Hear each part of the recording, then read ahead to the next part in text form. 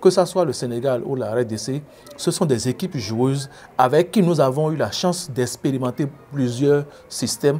Et si on prend les copies des rencontres antérieures et puis on les analyse bien, on voit les points forts et les points faibles de ces pays-là et qu'on travaille sur ces points-là, je pense que ça pourra nous permettre ne serait que terminer deuxième. Et à défaut de terminer deuxième, on peut finir la compétition, cette première étape-là, en tant que meilleur troisième de notre poule. Le Botswana n'est pas une petite nation aussi. Si il a pu se qualifier pour la compétition, je pense que c'est une nation également à prendre au sérieux. Il reviendra au Bénin de chercher les images de ces équipes-là, de travailler sur ces images-là pour pouvoir véritablement aborder la compétition, que ce soit le Sénégal et la RDC. Ce sont des équipes avec lesquelles on peut obtenir un résultat positif. Si on peut travailler déjà sur la résistance défensive et puis le jeu devant, quand nous sommes dans une phase offensive, comment est-ce que les joueurs vont se déplacer?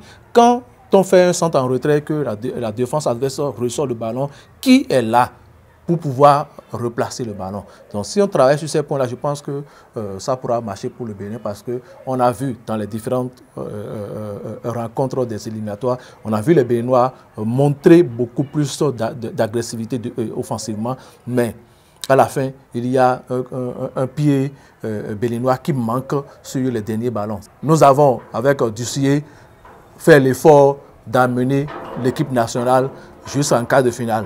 Alors, a l'obligation maintenant d'amener encore plus loin. À défaut d'aller en demi-finale, il faudra qu'il ramène encore les Guépards en quart de finale. Il faut reconnaître que le Sénégal est l'une des équipes extraordinaires qui est champion en 2021 et la première sur le plan continental africain.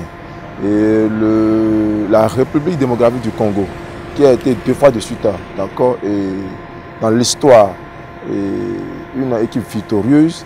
Il faut retenir que cette équipe également détient d'une histoire footballistique exceptionnelle. Malgré que le Botswana est multitré, il est aussi en progression. Donc pour que le Bénin soit vraiment qualifié sur ce plan, il faudrait qu'il soit parmi les 2 premiers titrés de son groupe afin vraiment de rehausser le niveau. Le Bénin a plus de chance pour moi, pour ma part, de bien vouloir gagner ce premier match contre la République démocratique du Congo. Je pense que c'est cette impression positive. Pour moi, c'est de considérer qu'un match n'est jamais gagné à l'avance. Il faut toujours tenir compte des forces et faiblesses de notre équipe, des forces et faiblesses de l'équipe adversaire et que ces coéquipiers également puissent savoir que ici, ce n'est pas un match à gagner personnellement. C'est un match d'équipe. Il faut alors qu'ils promouvoient, qu'ils essaient de sensibiliser ces coéquipiers sur, il va dire, une collaboration fructueuse afin d'avoir le résultat escompté. Un tirage abordable pour le Bénin. Le Bénin qui se retrouve dans la poule D, dans le groupe D, comme vous venez de le dire, en compagnie du Sénégal. Si vous vous rappelez de la dernière CAN du Bénin, où le Bénin a brillé, le Bénin a atteint le niveau des quarts de finale. Le Bénin a été éliminé par l'équipe du Sénégal avec un but de Idrissa Gana Gueye, 1-0. Le Bénin a été éliminé. Depuis ce moment, le Bénin n'a plus participé à la CAN. Cette année déjà, le Bénin sera de l'autre côté du Maroc. Être dans la même poule que le Sénégal, moi je trouve qu'en dehors du Sénégal, qui est supérieur à nous, le Bénin a son mot à dire dans cette poule. Le Bénin peut sortir la tête de cette poule et je suis sûr que les Guépards qui seront sélectionnés nous feront encore rêver comme ils l'ont fait de l'autre côté de l'Égypte en 2019. C'est vrai que le Botswana est également dans notre groupe, mais il ne faut pas quand même négliger l'équipe du Botswana.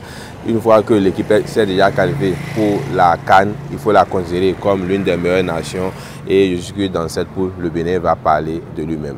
Pour une préparation, déjà, nous avons un staff responsable qui, déjà, avant même le tirage, a fait le programme des matchs amicaux. On aura un long moment pour préparer cette CAN avec des matchs amicaux. Le sélectionneur certainement a déjà une idée des nations qu'il souhaite rencontrer pour livrer des matchs amicaux.